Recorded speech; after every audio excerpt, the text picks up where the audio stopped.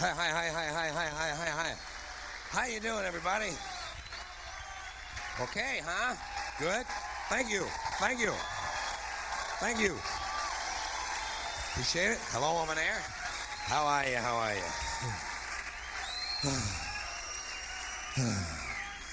You know, I have been asking this question for a long time, asking this question for about 10 years, and I still have not gotten a really good answer. Why is it that most of the people who are against abortion are people you wouldn't want to fuck in the first place?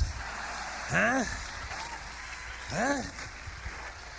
Boy, those conservatives are really something, aren't they? They're all in favor of the unborn. They will do anything for the unborn. But once you're born, you're on your own. You're on your own. God help you if you actually need something from one of these mean-spirited pricks, huh? How would you actually like to need something like a sandwich from one of these cocksuckers? They'll shoot you in the asshole, steal your road map, and take your beer money away. Pro-life conservatives are obsessed with the fetus from conception to 9 months. After that, they don't want to know about you. They don't want to hear from you. They don't want to know your name. No nothing. No neonatal care, no daycare, no Head Start, no school lunch, no food stamps, no welfare, no nothing. If you're pre-born, you're fine. If you're preschool, you're fucked. You're fucked. Conservatives don't give a shit about you until you reach military age. Then they think you are just fine. Just what they've been looking for. Conservatives want live babies so they can raise them to be dead soldiers. Period. Pro-life. These people aren't pro-life. Most of them are in favor of the death penalty. They all want bigger bombs and more guns. Now they're killing doctors. What kind of pro-life is that? They're not pro-life. You know what they are? They're anti-woman. Fairly simple thing to see. Anti-woman. They believe a woman's primary role is to function as a breeder for the state. Pro-life. I don't see many of these white Christian anti-abortion women volunteering to have any black fetuses transplanted into their uteruses, do you? No, that might be the Christian thing to do. I'm not going to stay up late and wait for that to come over the news. Operation Rescue. Why don't they rescue some of these crack babies and take them home, give them some love, give them some attention, take care of them? Where are the teachings of Christ when you really need them? Another thing, you don't see a lot of these anti-abortion people dousing themselves in kerosene and lighting themselves on fire, do you?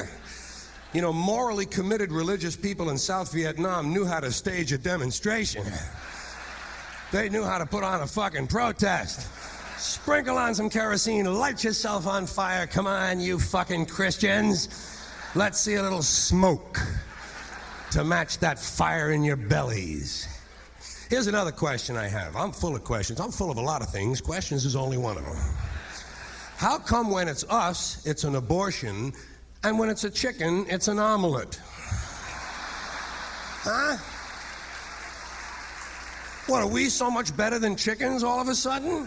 When did this happen that we passed chickens in goodness? Name 6 ways we're better than chickens. See, nobody can do it. You know why? Because chickens are decent people. Chickens are decent people. Nothing wrong with a chicken. You don't see chickens hanging around in drug gangs, do you? No. You don't see a chicken strapping some guy to a chair and hooking up his nuts to a car battery, do you? No. When's the last chicken you heard about came home from work and beat the shit out of his hen, huh? Doesn't happen. You know why? Because chickens are decent people. And we have the nerve to call them animals. You ought to hear what they call us. You ought to be in the hen house at midnight. It's not pleasant. Anyway, let's get back to this abortion shit. Now, is a fetus a human being?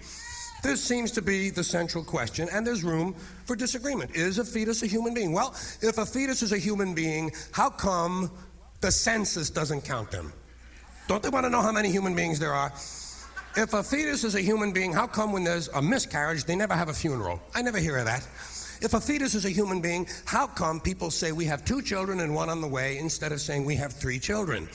People say life begins at conception. I say life began 1 billion years ago, and it's a continuous process. It's a continuous process. You can go back further than that. What about the carbon atoms? Huh? What about the carbon atoms, I ask you? Life as we know it on this planet would be impossible without carbon.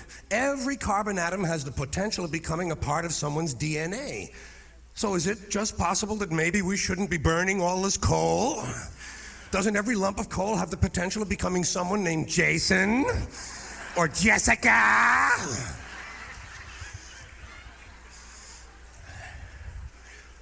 Well, the really hardcore, militant anti-abortionists will tell you that life begins at fertilization. Fertilization, when the sperm fertilizes the egg, which is usually a couple of moments after the man says, "Gee, honey, I was going to pull out, but the phone rang and it scared me."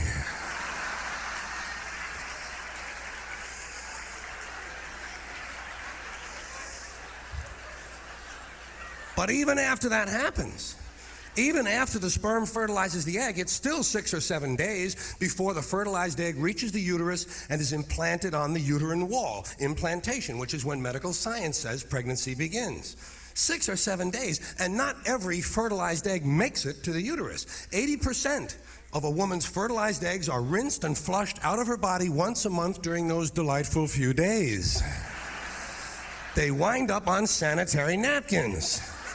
And yet they are fertilized eggs. So basically what these anti-abortion people are telling us is that any woman who's had more than one period is a serial killer. Huh? I'm just trying to look for a little consistency in these arguments I keep hearing. I mean, if they really want to get serious, what about all the sperm that are wasted whenever the state executes a condemned man and one of these Christian guys who's watching comes in his pants, huh? Here's a guy standing around with his jockey shorts full of little Vinnies and Debbies, and nobody's saying a word to the guy. Just a slim reed of consistency is all I'm looking for. Here's another inconsistency. Catholics, which I was until I reached the age of reason, Catholics and other Christians are against abortion and they're against homosexuals. Well, what group has less abortions than homosexuals? Leave these fucking people alone. At least they're not out getting a fucking abortion every 8 or 9 months. Here is an entire class of people guaranteed never to have an abortion. And the Catholics and Christians, you're just tossing them aside.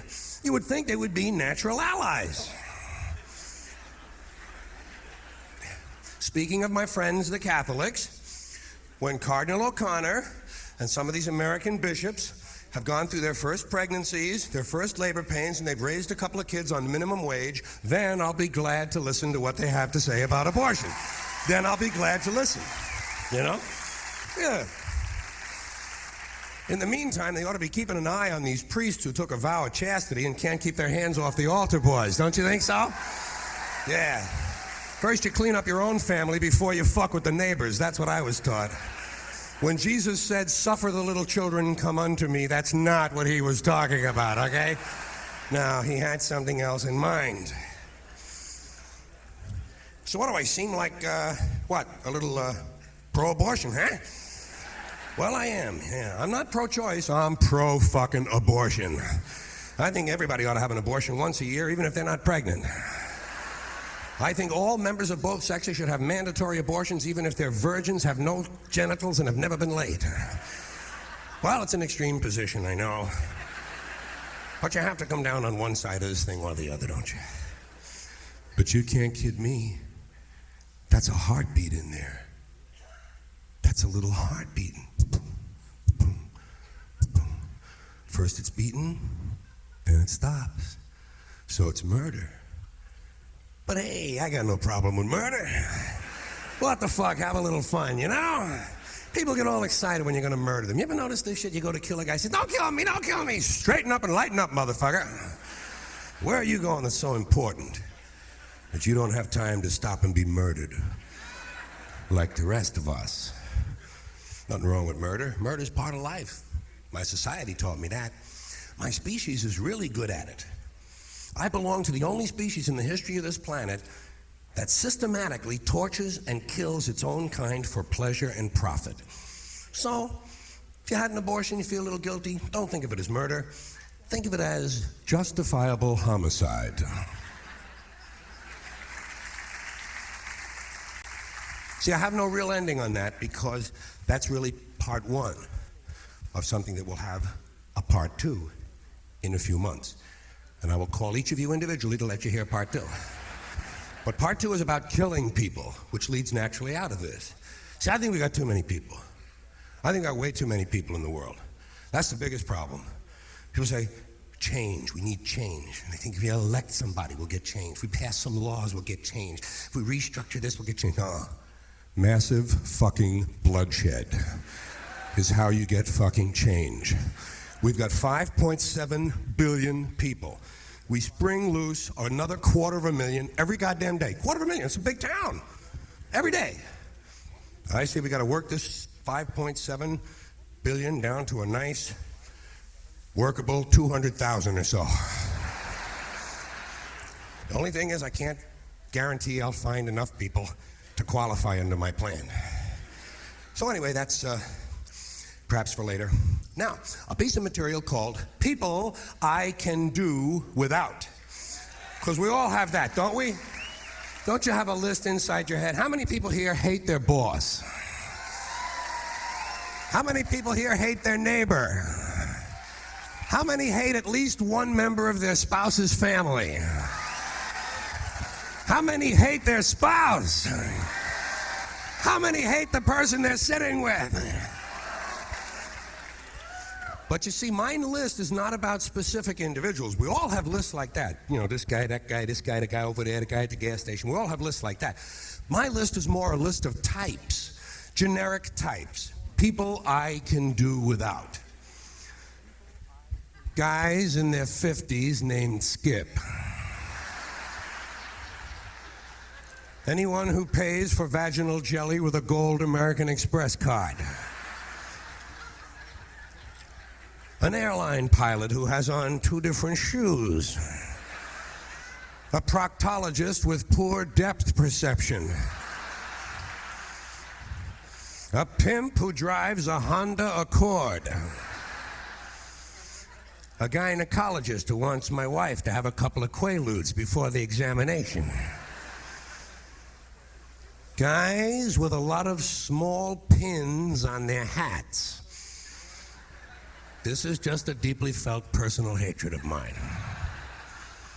Anyone who mentions Jesus more than 300 times in a 2-minute conversation. A dentist with blood in his hair.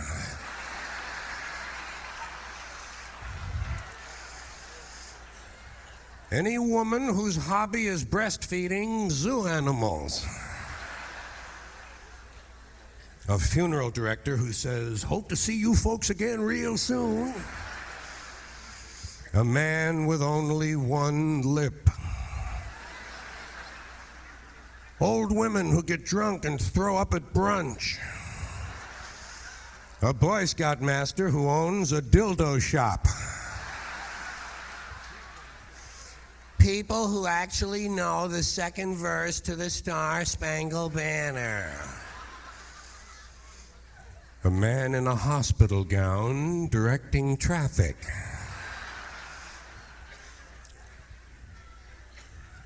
A cross-eyed nun with a bullwhip and a bottle of gin. Any lawyer who winks a lot and refers to the police as the federales. Guys who have their names printed on their belts. Quite often they have a lot of small pins on their hats. A brain surgeon with Born to Lose tattooed on his hands. Couples whose children's names all start with the same initial. A waitress with a visible infection on her serving hand. People who have large gums and small teeth. Guys who wear the same underwear until it begins to cut off the circulation to their feet. and any man whose arm hair completely covers his wristwatch. All right, that's enough of that. That's the way we start. That's the way we start. Thank you, thank you, thank you, thank you, thank you. You know, I never fucked a 10, but one night I fucked 5 2s. And I think that ought to count. One time my friend and I fucked 6 3s, which is really nice because it averages out to 9 apiece. You know, we have in the English language a lot of little expressions that we use all the time, say them all the time, and we never seem to examine them very closely. We just sort of say these things as if they really made sense. Like, legally drunk. Well, if it's legal, what's the fucking problem? Leave my friend alone, he's legally drunk.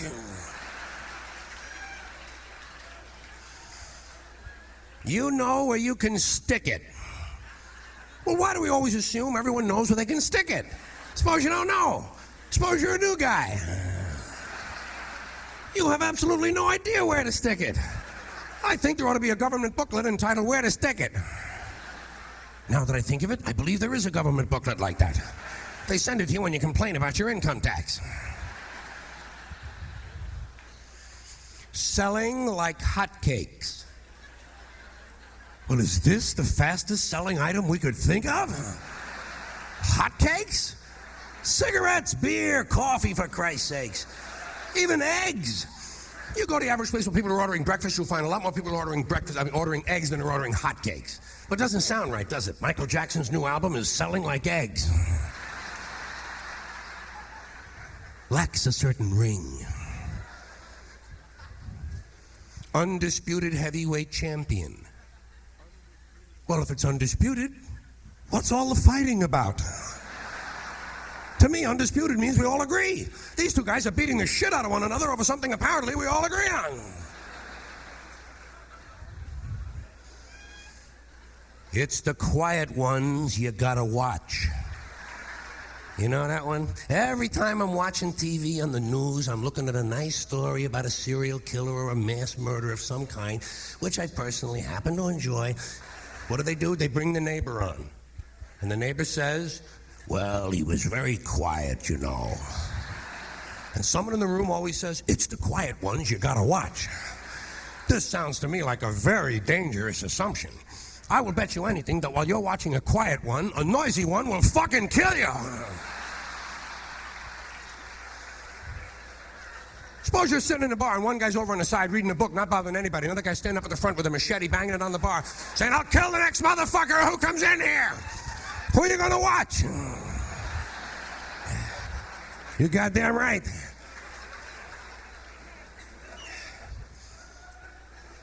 That's the last straw. That one never seemed fair to me. I think you ought to warn a guy first. That's the next to the last straw. Let him know he's running out of straws.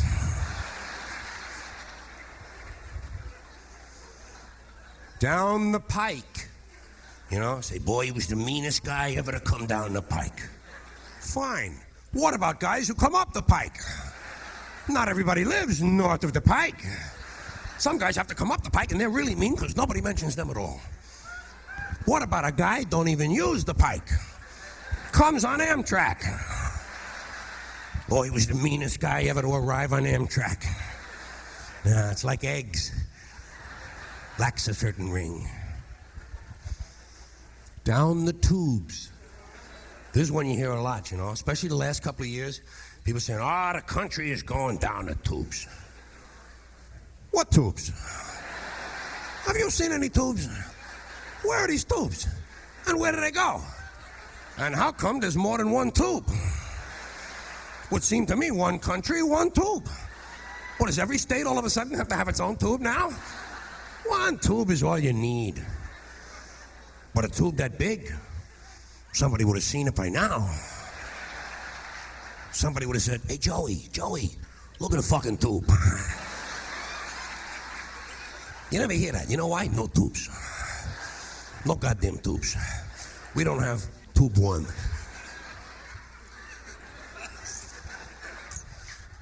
lock them up and throw away the key. This is a big one with guys. Guys like to say things like that. Makes them feel tough, you know. A guy sees a criminal on TV. He says, see that guy? See that guy? They ought to take that guy, lock him up, and throw away the key. This is really stupid. First of all, every time the guy's got to take a shit, you're going to have to call a locksmith. If he's in there for 30 years, even if he's eating government cheese, it's going to cost you a fortune. Second of all, where do you throw the key?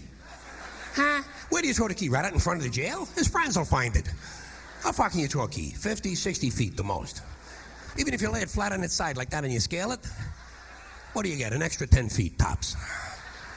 This is a stupid idea, needs to be completely rethought. Takes the cake. You know, that one say, boy, he really takes the cake. Where?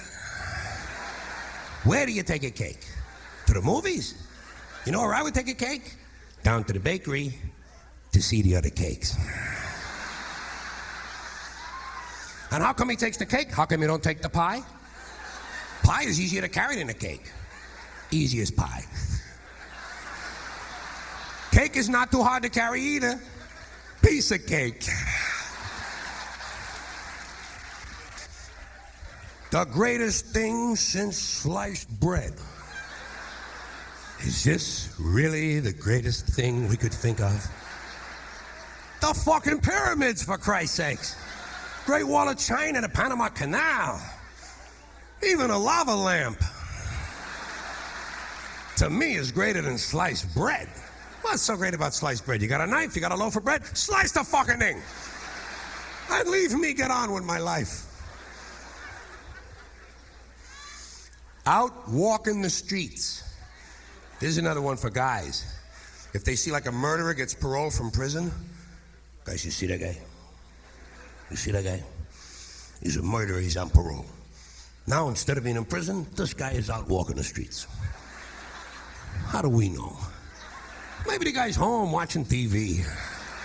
Not everybody gets a parole is out walking the fucking streets all the time. A lot of times they take a taxi. Occasionally they steal a car. Hey, we ought to be glad. Thank God he stole a car. At least he's not out walking the streets. Fine and dandy. That's an old-fashioned one, isn't it? Say to a guy, how are you? He says, fine and dandy. Not me. I never say that. You know how come?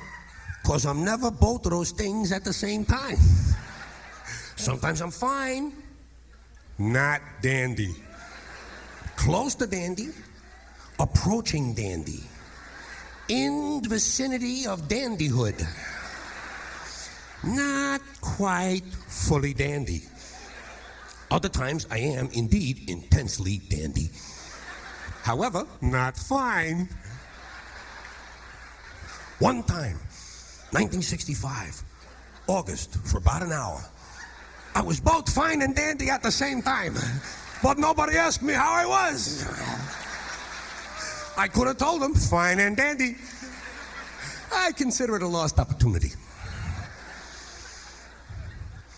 Walking papers. You know, guy gets fired. They say, well, they gave him his walking papers today. Did you ever get any walking papers? Seriously. Believe me, in my life, I got fired a lot of times. I never got any walking papers. And I never got a pink slip either. Know what I would get? Guy would come around to my desk and say, get the fuck out of here!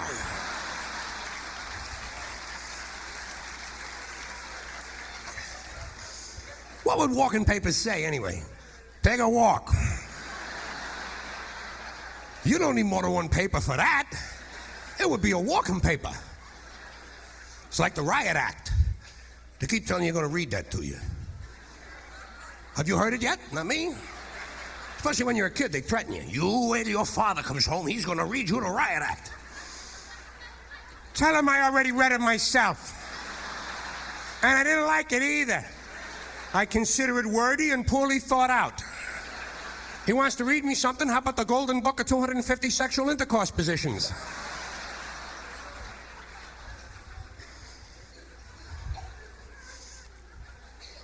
more than happy. That's one I bet you say. I bet you say that. Don't you say to somebody, oh, I'd be more than happy to do that. How can you be more than happy? To me, that sounds like a dangerous mental condition. We had to put Dave in the mental home. He was more than happy. Mental home is another one. To me, a mental home is a place a young couple dreams about having. They don't have it yet. They're saving up their money. They know what they want. They have a mental home. And if they have more than 6 kids, that's exactly what it'll turn out to be. One more of these, one more. In your own words.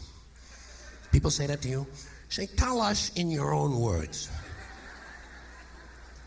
Do you have your own words? I'm using the ones everybody else is using. Next time they tell you to say something in your own words, say, Nick flat blorny quando flugenplag. There we go. Thank you. You're nice, you're nice, you're very kind, you're very nice. You're nice and kind. You're kind of nice. I wish I had been in vaudeville so I could have said that with, every night. Thank you.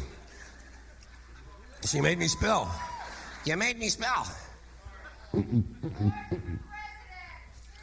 Oh, yeah. President of this area right here, okay? So I decline the honor. But I certainly want to thank you. Hold on, I have other notes and shit. I hope you don't mind. Sometimes I use notes to help me a little bit because I'm trying to do something that I don't know perfectly yet, but I know that it's pretty good. It's not like I'm trying it out on you. So I occasionally want to do that, and I'll get back to them. But let's see what I had planned. Oh, yeah. Okay, well, the water, that's supposed to be a cue to me from myself. Listen, the water. Well, you get dry up here. You get dry talking, don't you? You get dry. And it's dry anyway. It's a dry kind of day. It's a low humidity day. Got a high pressure center. You get that hot, cold. And hey, when you're in your mid-50s, you get a little drier. It's part of growing older. Shit dries up. That's where they get that expression from. You dried up old fuck. There's always a basis in truth for language. And when you get dry, don't you get that lip crud sometimes? You ever get that lip crud, that little film, that little coating that grows down your lip, your lower lip from the corner of your mouth? Never quite reaches the middle, It's like a mustache with a gap in the middle, but it's on the wrong lip. It's upside down and there's no hair. You get that lip crud, and you know how you get it off, don't you? You take your thumbnail. This is how I do it. You can do it with a washcloth if you happen to be somewhere, but you can do this if you're on the bus. Take your thumbnail, and you kind of go down like this, along your lip, and you get it all there, and you roll it up into a little ball, and save it. I save everything that comes off of my body, don't you? Aren't you curious about things you take off of your body? Don't you want to look at them before you throw them away? I don't throw anything right away. I save shit. Bullshit. Hey, you never know when you're going to need parts. I'm curious about shit that's on my body that I can't see, like a little scab on the head. You ever get a little scab on your head? Just a little scab, a little dry spot. I don't mean like a big blood scab from getting hit with a wrench at work. I'm not talking about that. It's just a little dry spot that you notice your head. Oh, say, I have a little dry spot. Oh, this will be fun to take off. But you realize it's immature. It's not ripe enough yet. It's not time. It isn't ready to come off yet. So you say, well, I'll hold on to this. I'll save this for Thursday. Thursday, I'll do this. I only have half a day of work Thursday. I'll come home, watch Donahue, and take my little scab off on Thursday. It'll be a lot of fun. And maybe the scab will be even bigger. It'll be more fun than I ever thought it was. So you save it, and you save it, and you wait, and you wait, and you wait, and you wait. And Thursday comes, and it's harvest time. It's time to harvest the little scab. So Donahue's over. You start picking around with your fingernail because you have to be careful. You want to go all around the edges. You don't want to break it. Who needs a fragmented scab? That's no good. You want a whole scab you can look at and maybe take notes on and write a magazine article for Scab Magazine. You never know. So you go carefully around the outside of the scab to loosen it from your skull. And finally, it's loose from your skull, but there are 2 hairs growing through it. And you have to take it off like that. And then you get it off and you put it on something white.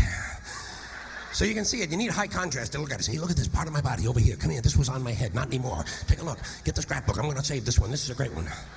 Well, I get curious about shit that comes off of me or out of me. And things always feel bigger before you get them off. Don't they feel bigger when they're still inside or something? You're working on something that's inside your head, like earwax. Sometimes you just scratch your ear and you notice, and you say, holy shit, holy Christ, this is fucking huge. Sandra, bring the children in here. Get the camcorder, Billy. This is a fucking monster. Call Geraldo. Get the number out for the Guinness people. Wait till this comes out. Holy shit. Then you get it out and you think, oh shit, that's not even worth saving, for Christ's sake. It's below the limit. I'm not saving that. Don't you get curious about your fingernails when you clip your nails? Don't you save the clippings for at least a couple of hours? You don't just throw them right away, do you? Like, suppose you're sitting on the bed. You're just sitting on the bed, and there's something really stupid on television, like the news. And you say, fuck this shit, I'm going to clip my nails. So you get out your little nail clipper and you start clipping. And you do your toenails, too, because they're bigger, weirder, and more formidable and yellow-looking because you're taking a lot of beta-carotene. And there's a little spring in the thing. They go, boo, they fly away, the little nails. Boo, they go about 2 or 3 feet on the bed. And they're all over the bed by the time you get finished clipping. So you have to gather them into a little pile. You get all your nails together and say, holy shit, honey, look at this. This is the biggest pile I've had in 6 months. I'm not throwing these away. It's a set. It's a complete set. I save my fingernails at least overnight until I can't bend them anymore, you know? Isn't it fun when they're still moist and viable? You can bend them for a little while, and then in the morning you can't. They're stiff and they're hard. Throw them away. Fuck them. Who needs unbendable fingernails? Not me. I'm not that sick. I don't need parts that badly. But you see what I'm talking about? We have these common crossroads. We have these intersections in our lives, little ones, where we meet and never see one another. Things like that. Little things that make us all the same. Little things we all know about, never talk about, because they're minor. Yeah? And they're not all gushy. They're not all gushy body things. Sometimes they're just mental tricks. Do you ever look at your watch and then you don't know what time it is? Then you have to look again. Then you still don't know the time. Then you look a third time and somebody says, what time is it? And you panic. I don't know. Wait a minute.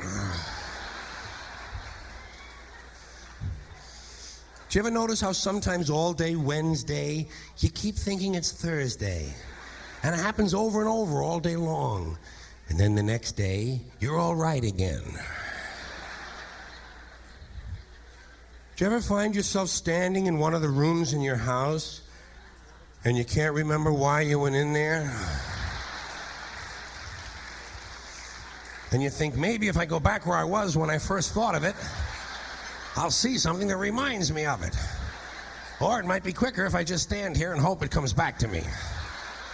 While you're weighing up those options, 2 words float across your mind: Alzheimer's disease. You ever been talking to yourself and somebody comes in the room and you have to make believe you were singing? And you hope to God the other person really believes there's a song called What Does She Think I Am? Some kind of putz? Little experiences we've all had.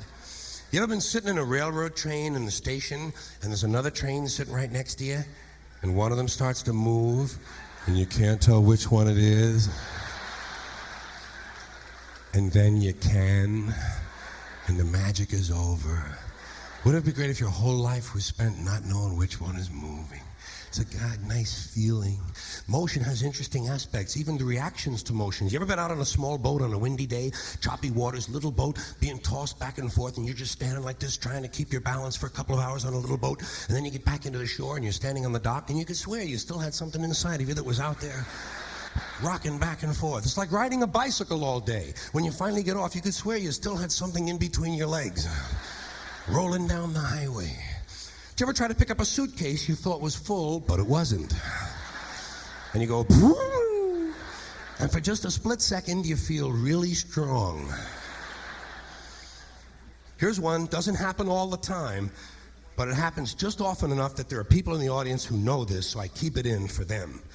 Has to do with looking through a chain link fence. Do you ever notice? Sometimes, if you're just the right distance from a chain link fence, it seems to go, what is that? How do they do that? Do you ever try to tell somebody they have a little bit of dirt on their face? You can never get them to rub the right spot, can you? So you got a little bit of dirt right here. They always go, where, here? And you just want to slap the bastard, you know? Say, no, right here near your eye.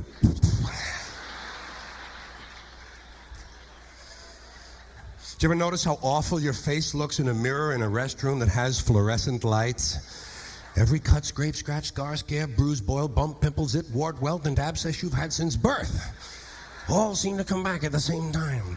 And all you can think of is, I gotta get the fuck out of here. before these people think I really look like this. This is not my true face. How about when you're walking with your arm around your date? Do you ever notice sometimes when you're walking with your arm around your date, one of you has to change the way you're walking? Men and women don't walk the same. One of them has to change their gait. Either the man has to walk like this,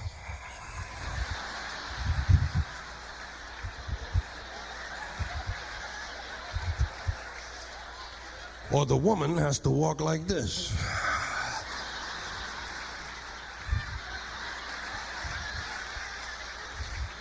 Hey, Vinny, how are you? How about when you're going up a flight of stairs and you think there's one more step? And you get one of those big ones, you know. Then you have to kind of keep doing that for a little while, so the other people will think it's something you do all the time. I do this all the time. It's the third stage of syphilis.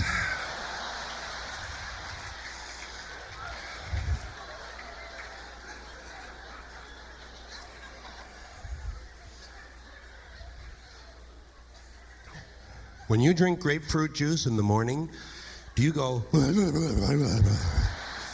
I do too. Why do we drink it? Do you ever fall asleep on a late afternoon and wake up after dark and you don't know what goddamn day it is? And you think, maybe it's yesterday. How about when you're lying on the pillow? Do you ever notice when you have your head on the pillow, if you close the bottom eye, the pillow is down there. Then if you switch eyes, the pillow moves up there. Wow, holy shit, Dave, look at this. The mystery of the moving pillow. I think it's related to the chain link fence mystery myself. Just before you belch, you have an option. Should this belch be audible? Or should I keep this one to myself and sneak it past the gang? You know how to do that, the secret, silent, stealth belch. You've done it 1,000 times. You open your throat to its roundest configuration, thereby allowing the column of foul air to escape. It sounds like this. And it's at a moment like that that you can taste a Greek wedding dinner you had 4 years ago.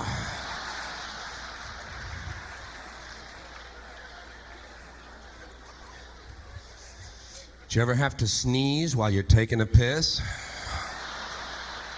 Frightening, isn't it? It's frightening because actually you can't do it. It's physically impossible to sneeze while pissing. Your brain simply will not allow it. Your brain says, stop pissing! We're going to sneeze now! Because your brain knows you might blow your asshole out.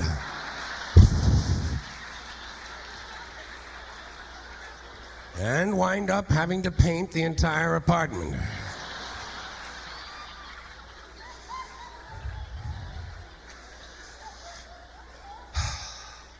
Have you ever been in a serious, important social situation when you suddenly realize you have to pull the underwear out of the crack in your ass?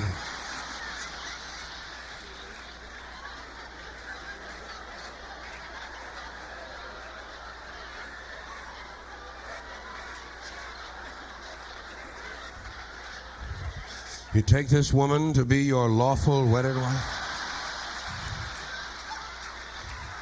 Huh?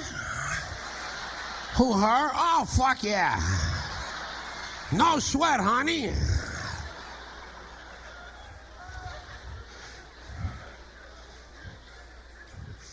You ever been at a really noisy party? You know the kind of party I mean, really loud music playing, and everyone is talking too loudly, and in order to be heard, even by the person who's standing right next to you, you've got to be screaming at the top of your lungs. But every now and then at a party, it seems as though the music suddenly stops, and everyone shuts up at the same time, except you. And only your voice can be heard ringing across the room. Right, I know. Well, what I'm gonna do, I'm gonna have my testicles laminated.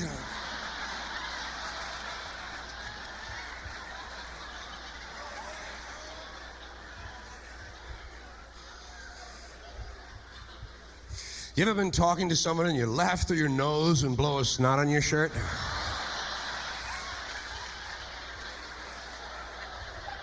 And you have to just kind of keep talking, you know, make believe it's part of the design. Works all right if you're wearing a Hawaiian shirt, but otherwise they're gonna notice. Ed, big snot on your shirt. Well, some people are extremely cruel.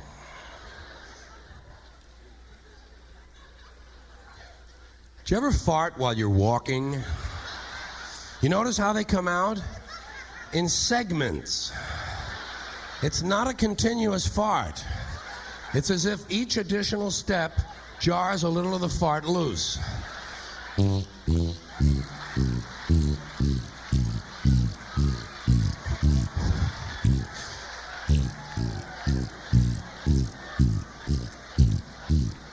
Hi, Lois. I don't understand the pauses. And I had science in high school. I might have been absent that day.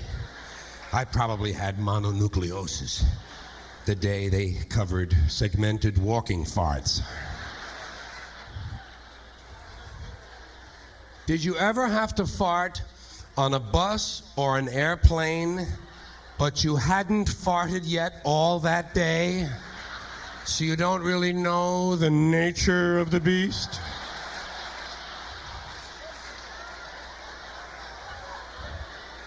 You only know that it's substantial.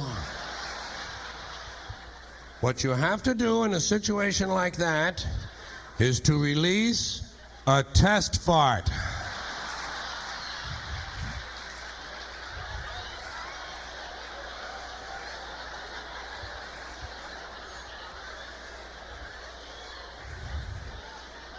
You have to arrange to release, gently and in a carefully controlled manner, about 10 to 15% of the total fart, in order to determine if those around you can handle it.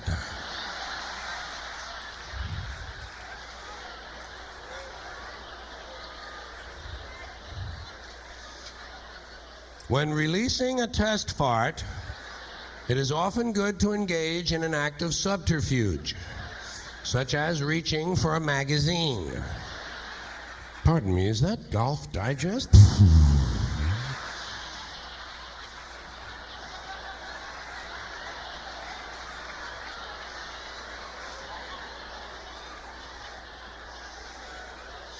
Well, that doesn't seem too horrifying. In fact, it's rather good. I think they ought to enjoy the rest of this one. And it turns out to be one of those farts that would strip the varnish off a footlocker. A fart that would end a marriage. And everyone heads for the exits, even the people on the airplane, as you realize it is time to review your diet, with an eye toward perhaps a little less fiber. I won't eat a wicker chair every morning. Well, we do have an awful lot of little common highways, you know, and it's fun to find them and talk about them. Hold on while I get some of this. I'm thirsty again.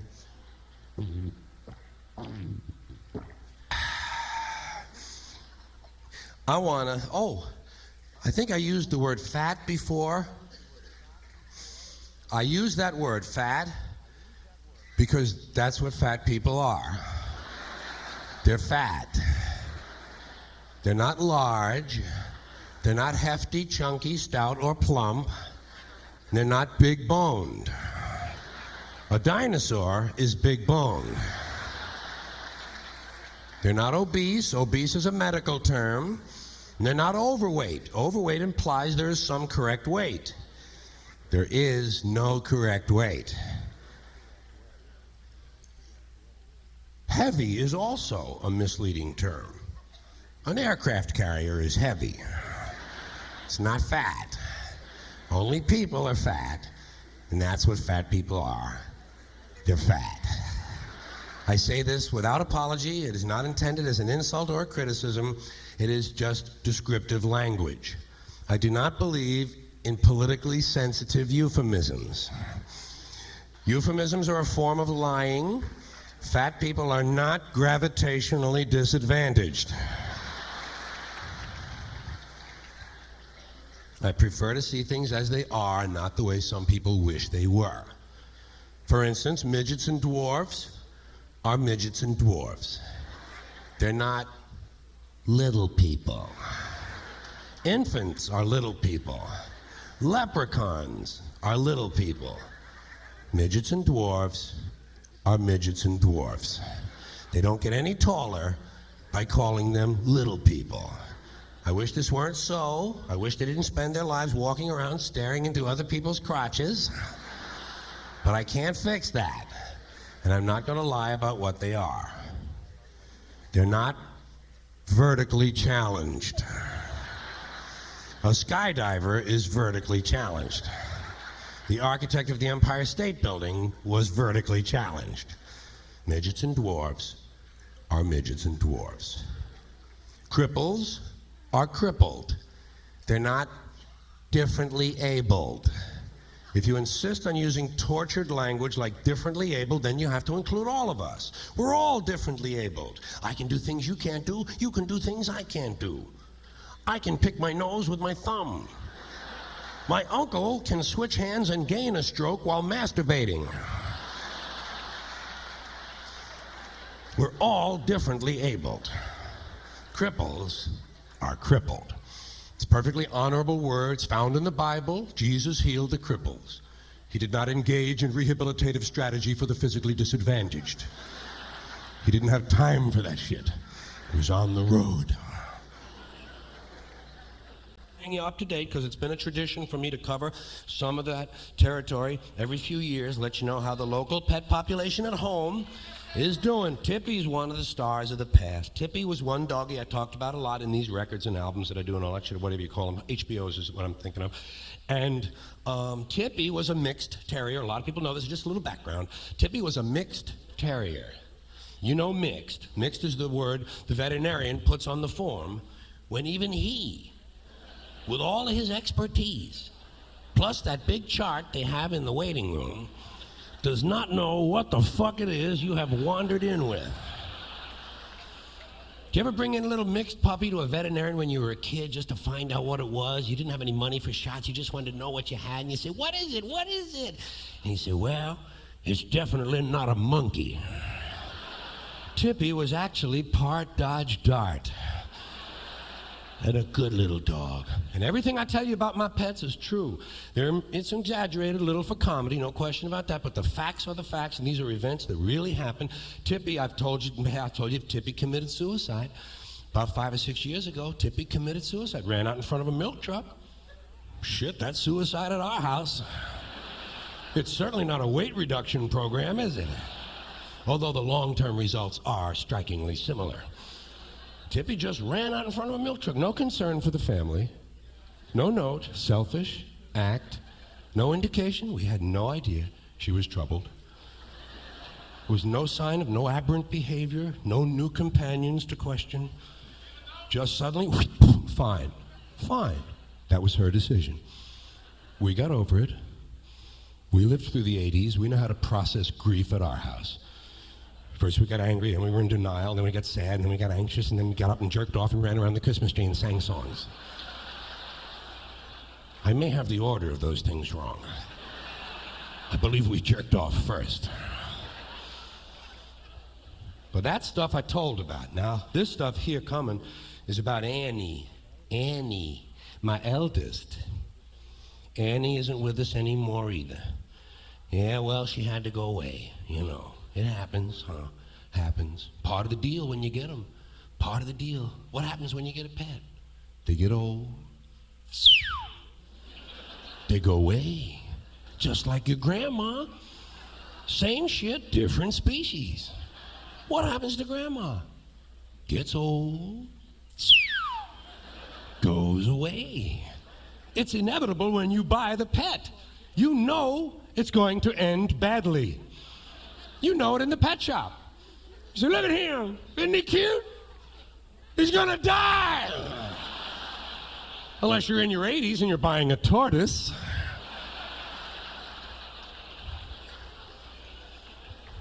Annie just got old. Annie come from a junkyard in Belmore, Long Island, by the way. That's where Annie was born. Spent her first 2 months. Come from a junkyard in Belmore, little Annie. She wasn't no junkyard dog. She had a big, good heart. We got her out of there in time, you know, and took her out to California where she grew up. And Annie was just, well, she was supposed to have been a German Shepherd. She was a mixed Shepherd. Everything we had was mixed something. Mix this, mix that. Annie was a mixed Shepherd. She was supposed to have been a German Shepherd, according to my drug-taking friend who gave her to me. He said, here, this is going to be a German Shepherd. And I, being a good drug taker at the time, said, well, hell yeah, you can see it, can't you? And it never happened. I used to call her my Austrian Shepherd because she never quite made it to the German border. But she's a good dog. Just got old. Hips started to go. First sign of trouble. Just like my grandma. Isn't that odd? Same symptoms, different members of the same family. Hips. A lot of shepherds get that hip problem when they get old. Even well-bred shepherds come up with that hip dysplasia. Can't hold up them hind legs anymore. You ever have that? Just dragging them legs behind them. Front end looks great. Piss you off, wind up with half of the goddamn dog. Front end looks great. She'd have been a Chevrolet. She could have been rebuilt. She's just dragging them goddamn legs. Sometimes you drive in the driveway and you see her behind a bush looking at you and say, oh, look, she's okay. And she come out, oh, fuck you, come the rest of it. You know. Poor Annie. And they look at you with them big eyes. And they don't know what's going on. They just say, fix me, Daddy. Fix me up. And you can't do shit, and you know it, and you don't want to do what you know you're going to have to do, but you know you're going to have to do it. And I knew how to do it, and I had to do it, and I did it. I had to do it, and I did it. I put a contract out on the Annie. I had some people whack my dog. But we whacked her when she was eating a big plate of pasta in her favorite restaurant, just like they do it in the gangster movies. We knew Annie would like that. So Annie went away, just like my grandma. Actually, it was a little bit different. I believe we whacked my grandma in the mall. But as soon as Annie was gone, we did what a lot of you people would have done. We got us a new dog right away. Don't you do that? Get a new dog to kind of fill the void in your life. We got us a new little guy like this called Mo. M-O-E, Mo. And he's cuter than a dick. He's only about this big. Mo is a Maltese. First dog we ever had that was all one thing. Ain't nothing inside of Mo except other Malteses. He's about this big. And Mo only has one ball, but he doesn't know that. And he doesn't act like it either because Mo humps Vern, and Vern is a male cat. Swear to God. Not only is it a interspecies, it's a homosexual affair as well. The whole family's just praying that there be no children, you know. Because where would you send them to school, huh? And I think no matter where you send something like that, it's going to be ridiculed because children are so cruel at that age. But that's what's happening in our house. Mo humps Vern. He's out there first thing in the morning. You ever have that shit going on in your yard? 5:30, he's out. He's got a lot of energy for a guy with one ball. I got to give him that. He's out there trying to get a lot, actually. And he's wearing a hole in the fur on the back end of that cat. And sometimes he's got so much energy that his feet leave the ground and he's airborne on Vern. He's trying to hold on to cat hair with dog paws and keep it in at the same time. And Vern could care less about the whole goddamn deal. Vern is bored shitless with this operation. Vern will give you a look like this while he's getting fucked in the ass.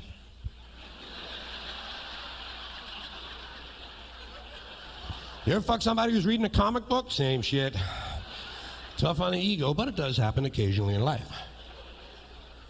So Mo humps Vern, and it looks so cute. Looks so cute. We took a picture of it and made a Christmas card out of it last year.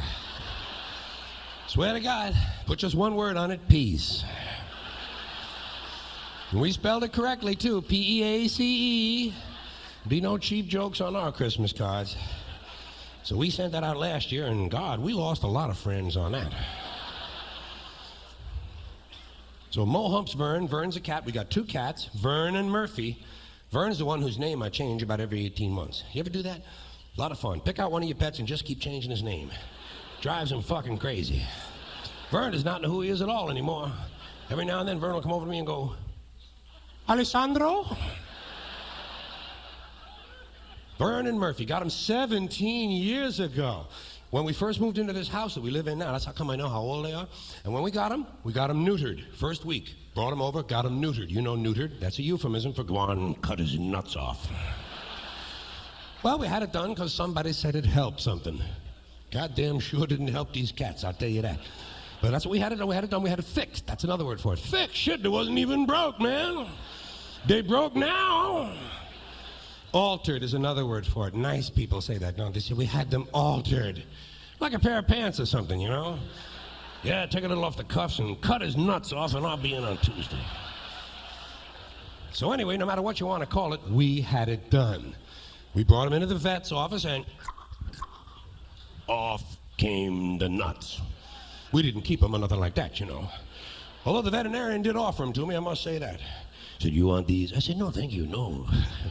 No, can't think of anything I might possibly want to do with 4 cat nuts. Why don't you hang on to them? You'll think of something, I'm sure. Put them in the top drawer. We won't mention it, will we, honey? No. You know, you might make a nice pair of earrings for your wife out of them. In fact, if my math is not incorrect, you might get 2 pairs out of that lot. We had a good laugh over that, and then we got them cats away from that fuck. Brought the cats home, where they commenced to growing up, and did it in a nice, neat fashion, 1 year at a time, just like you'd want. And they get to be about 6, the 2 of them, 6 years of age, and I remind you, these are facts. Get to be 6 years of age, and Vern, wouldn't you know it too, Vern, the goofy one, Vern developed a condition whereby his penis had to be removed surgically. Not a pleasant thought. But it does happen quite a bit. A lot more than you might think to these male cats if you feed them only dry cat food. Not good. You gotta give them a little moist food every day. You gotta get some balance in the diet. There's something called feline urinary syndrome, and it happens when you give them all dry cat food. There's something in that cat food that crystallizes in the urine, blocks up the urethra, blocks up that whole passageway, and pretty soon you're sitting in the vet's office, and guess what? Off comes the dick. Vern will not get in the car with me at all anymore.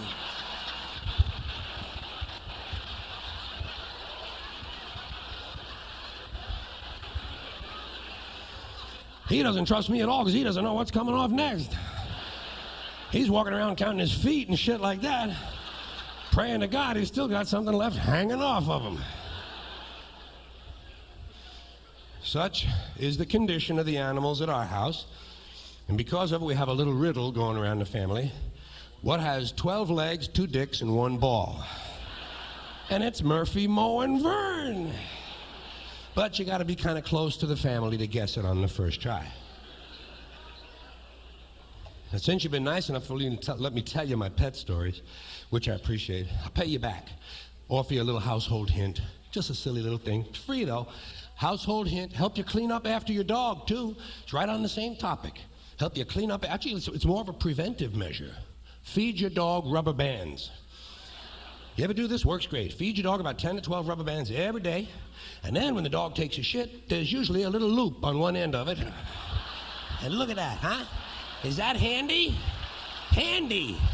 What could be handier? And sanitary, too. Pick it up and throw it in the neighbor's yard.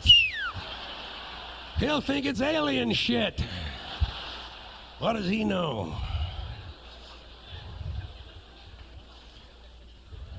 Well, I like giving little pieces of practical advice in the show. You know, it's not all jokes and gags in life. People need hints and tips and suggestions. I think comedians have an obligation to provide them. I've given some in the past you might be aware of. How to get rid of counterfeit money? Put it in the collection, play it at church. How to get out of jury duty? Easy, tell the truth. Tell the judge you make a really good juror because you can spot guilty people just like that. Now, tonight's suggestions I have are a little different. These are some things you can do to keep other people alert during the day when you're out and about your business. A lot of people go through the day half asleep. You know that. There's people go through life in a fog. Some of them have a big neutral zone up here. And I say there are little things you can do to keep other people on their toes. Did you ever try backing out of a drive-in bank? That's the kind of thing I mean. Or just walk up to someone on the street and say, "Pardon me, I have nothing to say." Somebody asks you what time it is? Say, "Well, it's either 6:15 or Mickey has a boner."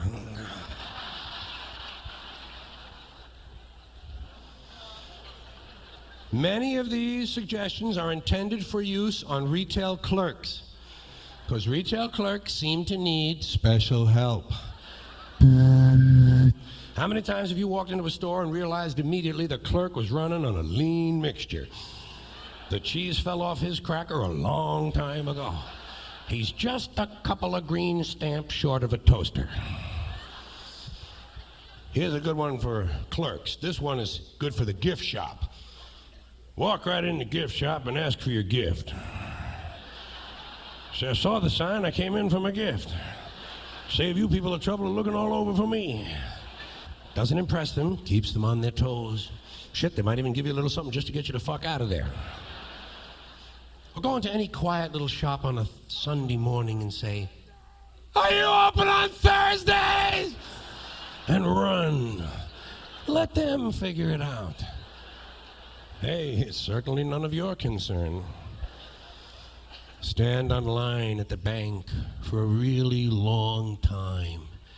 And when you finally get up to the window, just ask for a change of a nickel.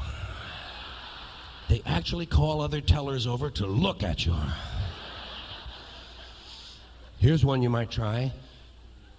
Go into the photographer's studio in your neighborhood and ask the man if you can buy the pictures of the other people.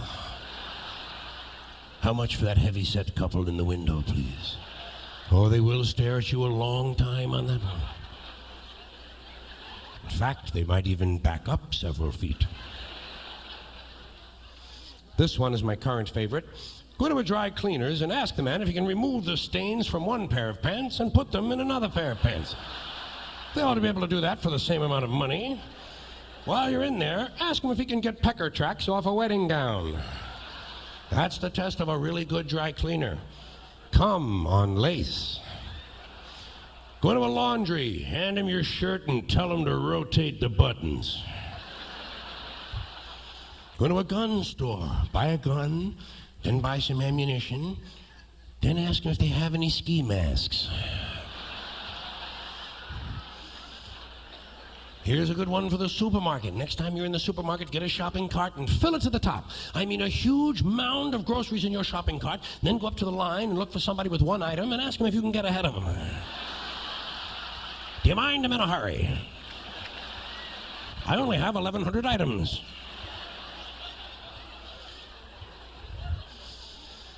Run into a bakery and say, can you bake a cake in the shape of a penis? They never know. They never know. They have no rules for that. They always have to have a little meeting first. Well, I don't know.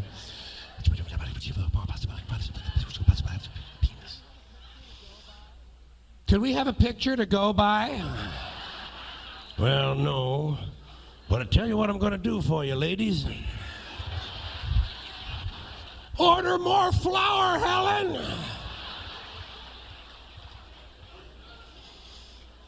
Next time you're at a wishing well, doesn't happen often, I know. Next time you're at a wishing well, ask to see the well manager. Tell him I've been coming there for 12 years and none of your wishes have come true. Either you give me my money back or I'm shitting in the well.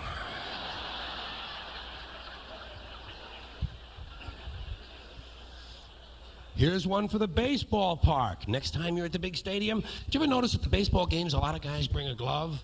Fuck that, bring a bat. You see a foul ball coming? Hit it back to them. Wave to the pitcher. They'll think you're a fun fan. They'll think it's straitjacket night. Did you ever notice in some hotels they give you a little sewing kit? You know what I do? I sew the towels together. Sew the sheets to the drapes. Let them know you've been there. Sew a button on a lampshade. Let them figure it out.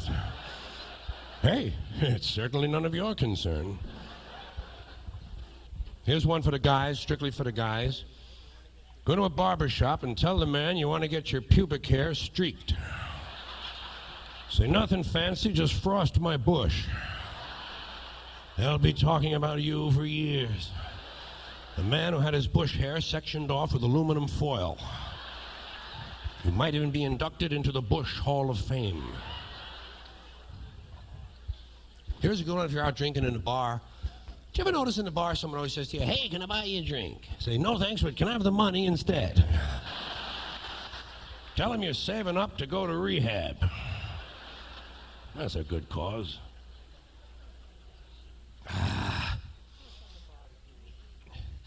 You know something that bothers me? See, I don't have pet peeves. I don't have pet peeves. I have major fucking hatreds. And irritants. Little goddamn irritants. Don't you have that? Those things that just irritate the shit out of you.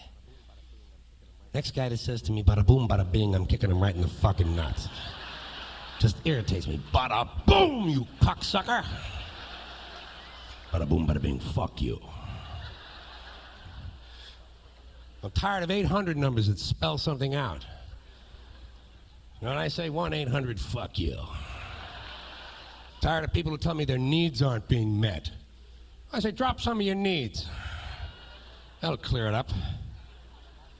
Sick of athletes thanking Jesus when they win and never mentioning him when they lose. Never hear him say, Jesus made me drop the ball. Jesus tripped me up behind the line of scrimmage. Never a mention of that. Meanwhile, according to these Christian athletes, Jesus is undefeated and these assholes are all playing 500 ball. Hold on, I wrote some of these down. Some of them pissed me off more than others. Mickey Mouse's birthday. This pisses me off. You notice how they announce this shit? Why does the media feel the need every year to tell us Mickey Mouse's age? You wanna know something? I don't give a fuck. If I cared about Mickey Mouse's age, I would know it. And I would mark it on my calendar. You know what I hope? I hope Mickey dies. I hope he gets a hold of some bad cheese and dies a painful death behind a bathroom wall. No wonder nobody in the world takes this country seriously, using valuable television time to inform its citizens on the age of an imaginary rodent. Also, these guys wearing cowboy boots. These guys wearing cowboy boots and cowboy hats. You see these fucking guys? I see them in the airport all the time. It's not even Halloween. Got these fucking hats and boots on, they're walking around. What kind of a grown-up man dresses as a mythic figure? You don't see any guys walking around in pirate costumes, do you? You see anybody today in a Viking outfit? The fuck, these guys don't grow up. I stopped wearing cowboy suits after my 3rd birthday party. These fucking grow up, Tex, and get yourself a decent fucking wardrobe. The closest they ever came to a cow was stopping to take a piss at the Dairy Queen, for Christ's sakes. What else? Pop music. I'm sick of I love new, dangerous music, but the shit that passes for pop, yeah, fuck them. I hate it. And love songs bother me. Just what I need is to listen to some asshole pissing and moaning about a broken heart. You know, some guy wants to sing me a song about a broken nose, fine. Even a broken blood vessel will be all right. Or a ruptured spleen, you never hear that. Wouldn't you like to hear a woman belting out a ballad about a ruptured spleen? Love songs. I'm sorry. If you're sorry, write her a fucking letter. You say, Dear Joanne, I'm sorry, and you mail it to her fucking house. Stay off the radio. Tired of celebrities who say that they're, these phony charities they work for because they're giving something back. I don't feel that way. I didn't take shit. Search my house. I didn't take a fucking thing. Search my fucking closets. I didn't take nothing. Everything I got, I worked for, was given to me voluntarily, and I paid my taxes on it. Late, but I paid my fucking taxes. You want to give something back, cocksucker? How about half the fucking money? How about 2 of the fucking houses? Give them back. Bullshit, jerk me off. Don't want to hear about it. Also, you know what fucking bothers me? Every time a Vietnam veteran or some deranged asshole from the NRA comes into a schoolyard with an AK-47 and wipes out a couple of dozen teachers and children, the next day the fucking place is crawling with grief counselors and trauma specialists, psychologists and psychiatrists to help the children adjust. Fuck that. When we were kids, somebody came and shot 20 or 30 of us, we kept on fucking working. We did our fucking lessons. Kids are soft. I thought I'd never say that in my life. Kids are fucking soft, need a fucking grief counselor. Also, what about these people who kill their entire families because a voice told them to? Guys said, well, a voice told me to kill. Doesn't a voice ever tell these people to go take a shit in a Pepsi or something like that? Only for killing people. It's the only time you hear these fucking voices. Someone's gonna die. I don't know. Also, aftershave and cologne bothers the shit out of me. I never use that shit. Never have. Got laid plenty of times. You don't need it to get laid. See fucking guys come in an elevator and smell like a fucking pine tree. So go home and wash up, you stupid cocksucker. You smell like a Portuguese hooker. Fucking guy smells like the botanical gardens. I need that shit. What's wrong with your own smell? We have pheromones. We have sexual identities through our smells. They're secondary sex characters. The only country in the world, America, we're so afraid of our sexual identities. Oh, they cover it up with perfume and shit like that. Just cover it all up with the deodorant and perfume and cologne and aftershave and just cover up everything we got. Europe, you don't find that. Guy gets in the elevator in Europe, he smells like shit. Those people know how to live. You know what bothers me? The names of singles bars. Have you noticed the way they name singles bars? All have the same kind of names. All have cutesy little names, one-word names that end in S. Scamps, tramps, chats, rumors, cahoots, cheers, chances, chuckles, giggles, mingles, gags, risks, gambits. Hey, if I had a singles bar, you know what I'd call it? Nipples and dicks. Nipples and dicks, a little truth in advertising. The Sperm Club. Snatchorama. The Crotcheteria. Frankie's Fuckery. Cafe Vagina, open all night. Well, I'm just looking for a little honesty. I'm an old-fashioned guy. I believe the name on the outside ought to let you know what's going on the inside. It would be a good name for a gay restaurant. The Mouthful. Well, you don't have to eat there. It's enough just to go in and have a cocktail. I got that past you. I don't give a shit what you say. I got that one past you. Just looking for a little honesty. And you know another fucking name I don't like? What is it? TGI Fridays. You know these cutesy little asshole places? TGI Fridays. That whole TGIF thing was cute for about an hour and a half. Shit's over. It's not funny. Time to start bombing those fucking restaurants. TGIF. If I had a place like that, you know what I'd call it? HSIOW. Holy shit, it's only Wednesday. I think people would drink a lot more liquor if they thought it was Wednesday all the time. I'm just looking for some honest names. It's a simple thing I want, not a big deal. I'm thinking of opening up a motel and calling it the Sleepin' Fuck. Wouldn't that be a good, honest name for a motel for a change? Who needs this Shady Pines bullshit? The Sleepin' Fuck. Give me one of them big neon signs. Sleep fuck. Sleep fuck. Sleep fuck. Sleepin' fuck. Sleepin' fuck. HBO. Sleepin' fuck. HBO. Sleepin' fuck. Actually, fucking sleep would be a little more accurate, wouldn't it? Well, you gotta keep things in the right order in life. Best name for a motel would be the fucking Smoke and Sleep and roll over and get out of bed and wash your crotch and go out and buy 2 cans of Mr. Pibb and come back and fuck a whole lot more. Would be the best name for a motel. But I think you'd have a lot of trouble fitting that on the matchbook covers, don't you? Goddamn neon would run you a fortune. Speaking of naming things, names and all, am I the only person in this country who's laughing when these commercials come on television for snapper lawnmowers? Does no one else in this nation know what a snapper is? A snapper is a pussy. It's not as popular a usage as it once was, but snapper means pussy. Long time ago, it meant a particular type of pussy. It meant a snapping pussy, which you probably know is a pussy with good, quick, muscular control that can give you a decent hump and grab a hold of you and leave you go on the line. You know what I mean? A snap. When I was a kid, it was on a mythic level. It was almost on a mythic level. The older guys would say to you, she had a snapping pussy. Whoa. It was almost on the same level as the clamp. The clamp, which was another thing you heard about and you never ran into. She gave me the clamp. Whoa. But snapper meant snapping pussy. Now, of course, language grows and flows and changes, and snapper means any kind of pussy now. But don't these people at the lawnmower company know this shit? Yeah, I'll guarantee you the guys who load them on the trucks know.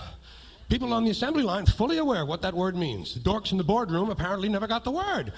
Didn't someone at the advertising agency have a moral obligation to inform the president? Hey, Dave, snapper means pussy. Apparently not. They got guys on TV coming into my home Sunday morning. We've just returned from services. Here's a guy on TV saying, got me a nice new snapper in the garage. Got a lifetime guarantee on it. Then he tells me to go see my snapper dealer. Well, isn't that a pimp?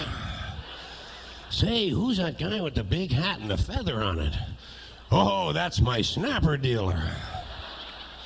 I mean, I've heard a weed whacker I can understand, you know. Where's Joey? He's in there whacking his weed. He'll be out in a minute. Well, I've seen some snappers in my day. I've never seen one that'll eat grass, I'll tell you that. Well, that all brings me down to one topic. Excuse me while I just refresh. And that is filthy language, which we've done enough of already. See, I have two levels of association with it, personal, of course, and secondly, the professional side, which goes back to the early 70s. For me, excuse me, did you ever have to say something in the air, didn't come out, and you go, like that? Yeah, the early 1970s, I had a routine called the 7 words you can never say on TV. Now, thank you, smut fans. Thank you, smut fans. Now, I must tell you this preface, because this is like 71, 72. 7 words you can never say on TV, and those words were shit, piss, fuck, cunt, cocksucker, motherfucker, and tits. Those were the 7 I chose. There was no real list. That was my list. And it wasn't intended to be scientifically complete or exhaustively researched or anything. It was just a flight of fancy, a piece of poetry. It was my 7 words. 7 is a nice number. It's kind of mystical anyway. 7 is the only digit that has 2 syllables in it when you pronounce it, so it lasts a little longer. So the 7 words you can't say on TV became my little list. And shit, piss, fuck, cunt, cocksucker, motherfucker, tits were my words for it. And it wasn't complete at all. But little did I know, those words would travel all the way to the Supreme Court of the United States in the 70s. In a case called the FCC versus Pacifica Radio. WBAI in New York played the record on the radio. Someone complained. FCC fined the radio station. Radio station said, bullshit, fuck you, not paying the fine, and took the FCC to district court in D.C., where they won. They won the case at the district level 2-1.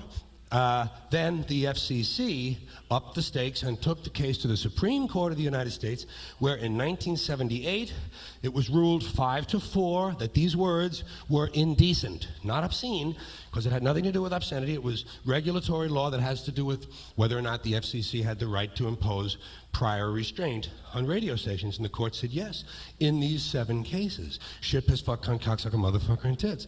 And that amused the hell out of me, because it was a dumbass, incomplete, dopey fucking list I had made up when I was loaded on pot and cocaine.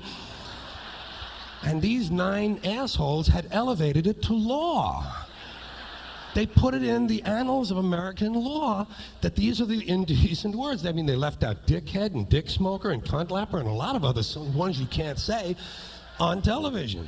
And not only was I amused by that, there was a kind of a perverse pride that I had that this had happened, because I realized that in that big building in Washington, in that august building behind those phallic pillars, somewhere deep, deep in the archives of the Supreme Court, somewhere in between the Dred Scott decision and Roe versus Wade, you'll find shit, piss, fuck, cunt, cocksucker, motherfucker, and tits, and my name is all over them. And I say pride, the reason I use the word pride, because for someone who got kicked out of 3 schools, the altar boys, the choir, the Boy Scouts, summer camp, and the Air Force, the Supreme Court of the United States represents fucking up on a really large scale. So I've always been proud of that, of my little footnote in history. And what I wanted to say associated with that is that on a personal level, I discovered these words the same time you did as a kid, when your parents gave them all the power.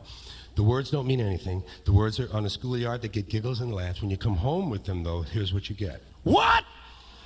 And you say to yourself, oh, I've got this big asshole by the balls for the next 15 years.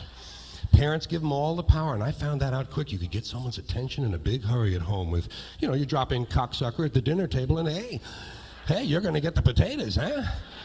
Probably a larger portion than you were hoping for. And secondly, I realized we had made the words up. We humans had made them up. We were trying to make up dirty words one day, me and my friends, and we realized, hey, this is how they got made up, humans. Because you get the impression from these adults that the words all arrived on a special train from hell. They try to make you feel, don't they, like these words are alien to your nature? No, we made them up, and then we decided not to say them. Isn't that an interesting use of our time and intellect? Thirdly, I find a little bit of poetry in them, just a touch. It's rough, it's primitive, but it's in there. And I'll point out the poetic ones when we get to them on this very short list, incomplete list of terms for male masturbation. I say incomplete because you'll know some that aren't on here, but you'll hear a few that you'll try to remember too. Start with the more common terms: jerk off, jack off, whack off, pull off, beat off. Then we have fist fuck. Fist fuck has a newer meaning these days, I'll grant you that. But this is the old-fashioned, more homespun meaning, male masturbation. Wank. Wank is a British term. Always having a wank and me mom come in. Well, I always like to use a new word in a sentence. Beat your meat, flog your dong, pound your pud, bleed your weed, drain the monster, crown the king. Stroking it.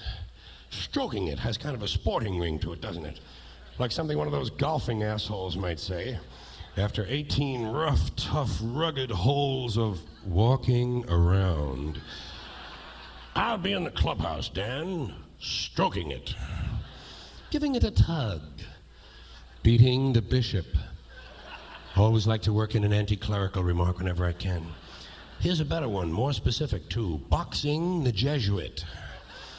Probably dreamed up by a couple of happy bunkmates in the seminary in upstate New York. Milking the lizard, choking the chicken, loping the mule, waxing the dolphin. That's an elegant figure of speech, though, isn't it? Waxing the dolphin.